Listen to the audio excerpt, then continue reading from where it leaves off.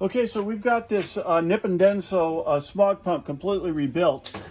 We did have to make new carbon vanes for it, but surprisingly, even though it had water in it, was corroded, we were able to remove most of the, well, completely all of the corrosion using a variety of different chemicals and what have you, and lubed all the bearings in it and what have you, and this thing is ready to go. And not surprisingly, it puts out a lot of pressure.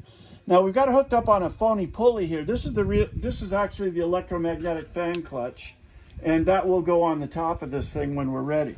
But right now we're just demonstrating that this thing puts out a full 3 pounds of pressure. Go ahead and turn it on, Matt. Actually, almost 4 pounds of pressure. Keep the movie going. Turn off